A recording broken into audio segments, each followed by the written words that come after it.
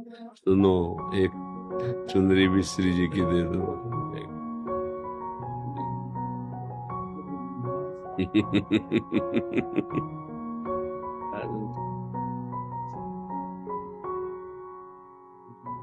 थोड़ा कुछ फल या मीठा हो तो दो। सीरियस, देखो कुछ फल मीठा हो तो दो।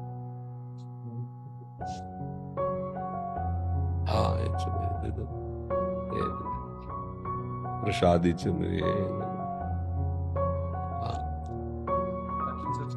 हाँ, दे देना उधर, वो श्री जी से वहां से दे देंगे, तो लिवा जाओ। और हाँ, उसको मिठा जितेंद्र जी।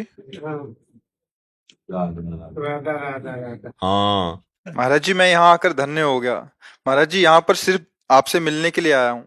महाराज जी, किस कहीं से सुना कि आप अस्पताल में भर्ती हैं, तो जैसे ही पता लगा तो मैंने ना सोचा ना समझा 300 किलोमीटर पैदल यात्रा करके आपसे मिलने अस्पताल आया। में तो नहीं भर्ती। मतलब मैं मुझे जानकारी नहीं थी महाराज, तो मैंने किसी से पूछा कि महाराज कहाँ पे मिलेंगे, तो उन्होंने कहा इस समय उनकी तबीयत बिगड़ी हुई है। मैंने तबीयत तो क्या है कि 18 साल से बिगड़ी हुई है। महाराज जी, ये एक आपकी पुरानी वाली जो वीडियोस होती है ना, वो भी वायरल हो हाँ, जाती हैं, क्या तो है कि उसमें अब लोग अब कुछ भी डाल रहे हैं, वो ऐसा। सोशल मीडिया के जरिया से मैंने सोचा कहीं भी महाराज मुझे मिलेंगे, मैं वहां पे पहुंचूंगा जरूर। बड़ी कृपा हुई श्री जी की कि आप वृंदावन आए, आप दर्शन। जब संतों के पास जाए तो उनको सुख देने के लिए नाम उच्चारण करें, जैसे उनका ना, आपका नाम, तो राधा राधा राधा राधा राधा, तो हमें सबसे बड़ी भेंट, सबसे बड़ा सुख। अब हमें तभी आपको देखने की इच्छा होगी जब आप नाम उच्चारण करेंगे।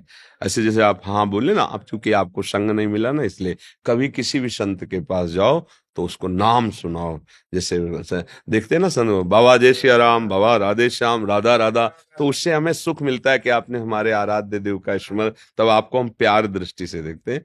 और आप पैदल आए इसलिए आपका स्वागत करते हैं, और हम सदैव स्वस्थ हैं। हमारे शरीर को जो कष्ट है वो एक लीला है भगवान की, भगवान की लीला है। आपको दिखाई देते हैं बीमार आदमी है? नहीं, बस वो एक नाटक चल रहा है, माया का नाटक चल रहा है, डायलिसिस होता है। देखो, सबसे बड़ा रहस्य है स्वस्थ होने का आनंद। अगर चित्त आनंद है तो फिर सब लघु रहता है।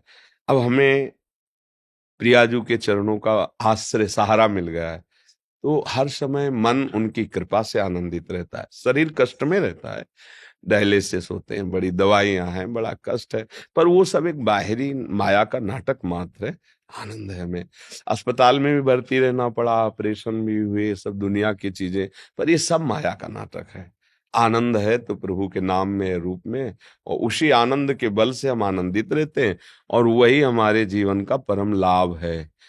नहीं तो अगर शरीर स्वस्थ है और आप गंदे आचरणों में, तो क्या आप आनंदित हो क्या? आप सोचो, देखो आप जल रहे हो, आप क्लेशित हो, आप अशांत हो, ऐसे ऐसे राक्षसी भाव एक दूसरे को मारे डाल रहा है, एक दूसरे को क्या है ये? तो आपका सद्भाव बहुत अच्छा है, और हम यही चाहेंगे कि आप जब आए हो तो आप राधा राधा जपने की कोशिश करो और भगवान की कृपा के पात्र बनो। देखो, संतों के पास किसी भी भाव से जाए, अगर हमारा ये भाव है ना कि ये भगवान है, या ये पूज्य हैं भगवान के समान, या ये इनकी कृपा, तो ज्यो ज्यो पग आगे बढ़े कोटिन यज्ञ समान, एक एक कदम में करोड़ों यज्ञों का फल मिलता है आपके भाव से। सामने वाला क्या है उससे मत देखो। हमारे भाव ही होते हैं, जब हम किसी देवता के या भगवान के मंदिर में दर्शन करने जाते हैं, वो तो विग्रह रूप में विराजमान है, पर जब जैसे हमारे भाव होते हैं, मेहनत करके गए, लौटते दूर से देखा, ध्वजा देखा, मंदिर, एकदम आनंद हुआ, सामने गए रो पड़े, एकदम हाँ प्रभु प्रभु, हाँ मेरे प्रभु। वो प्रभु देख रहे हैं, उसका उसको फल मिलता है। ये जो आप साधना करके आ रहे हो ना, इसका फल है, अमोघ फल है। भगवान के दर्शन और भगवान के भक्त के दर्शन ये बराबर है। संत दर्श जिम पातक टरे। अगर हम भाव से ना, तो जब भाव से हम शिला में भगवान की भावना कर लेते हैं, फिर संतों में भगवान की भावना कर ले, मंगल है। खूब नाम जप करो, कोई नशा न करना, कोई गंदा आचरण नहीं, गंदा भोजन नहीं, तो जहां जाना है ना, वहां पहुंचने का मार्ग प्रकाशित हो जाता है। महाराज जी क्षमा कीजिएगा, एक और बात पे प्रकाश डाल दीजिए। जैसे आपसे सुना है कि आपके मुख से कि पैदल यात्रा अच्छा लगा, तो महाराज जी कुछ ऐसे भावुक जन है वो भी पैदल शुरू कर देंगे महाराज जी। ये सामर्थ्य सबके अंदर नहीं होती है। हम आपको सही बताएं, सामर्थ्य उनके होती है जो बहुत कष्टपूर्ण जीवन गरीबी से व्यतीत करते हैं, और उनको जब लगता है कि मेरे पास तो कुछ देने के लिए कुछ है नहीं, तो ये जीवन ही है, तो मैं अगर हो सके तो मैं लौटते हुए जाऊं या पैदल जाऊं, ये सामर्थ्य उनकी होती है। जो विषय संग्रह से रहित होते हैं उनको लगता है मैं क्या दूं, तब लगता है कि अगर मैं खोपड़ी के बल चल पाता तो खोपड़ी के बल चल के जाता, यही मैं कर सकता हूँ। ये सबके अंदर हो भी नहीं सकता, आदेश दे तो भी नहीं कर सकते सब। अरे यहां से पैदल राधा वल्लभ जी नंगे पैर तो जाना नहीं हो सकता, आप सोचो ला।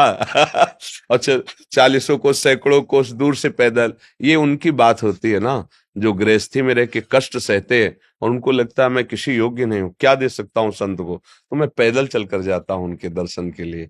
ये बहुत बड़ी बात है, और ये सबके बस की है भी नहीं। हम कहे भी, आदेश भी करे तो ले, ये सबके बस की। हम इस बात से बहुत अंदर से, हृदय से द्रवित है। भरत जी यही कह रहे हैं, जब वशिष्ठ जी ने देखा उनके चरणों में छाले पड़ गए, तब कहा थोड़ी देर पालकी में बैठ जाओ। तो उनका हाँ, हमारे इष्ट नंगे पैर यहाँ चले हैं और मैं पालकी में बैठ के चलूं, मुझे तो लगता है गुरुदेव सिर भर जाऊं उचित असमोरा, कि जहां मेरे श्री राम के चरण पड़े वहां मैं सिर रख करके जाऊं।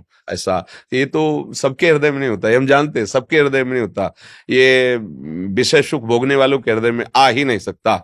ये उनके हृदय में आता है जो दैन्य होते हैं और जिनके मन में है कि मैं क्या दे सकता हूँ। तो यही है, ये शरीर है, इसी को कष्ट दे करके मैं जाता हूँ, भूखा प्यासा जैसा भी मैं उनके दर्शन करूं। ये अमोघ बात, ये सबके ये लेके सब कोई ऐसा मत करना। हम कह रहे सब कोई करे तो कर भी नहीं सकता, नहीं कर सकता। ये आप मतलब साधारण बात मत समझना, कोई मनोरंजन नहीं है ऐसा। पैदल चल, ऐसा हमने कई भक्तों को देखा है, कई भक्तों को देखा है, सैकड़ों कोस ऐसे पैदल। या देखो ना, महाराष्ट्र में सैकड़ों भक्त पैदल यात्रा करके विठल भगवान के दर्शन कर, बड़ी दूर लंबी लंबी यात्राएं। हाँ, 84 कोस ब्रज की पैदल यात्रा, तो इनके भाव हैं संत दर्शन के लिए। तो ये ऐसे सब कोई थोड़ी आ सकता है कि भाई दिल्ली से कार छोड़ दी और पैदल वहां से आ रहे, आ ही नहीं सकता। इतनी हिम्मत ही नहीं है। हिम्मत तो उसकी ही होती है ना जिसको ये लग गया कि अब हमारे पास तो कुछ है नहीं, शरीर प्राण ही है, अब यही हम समर्पित करते हैं। बहुत बड़ी बात है, बहुत बड़ी बात है।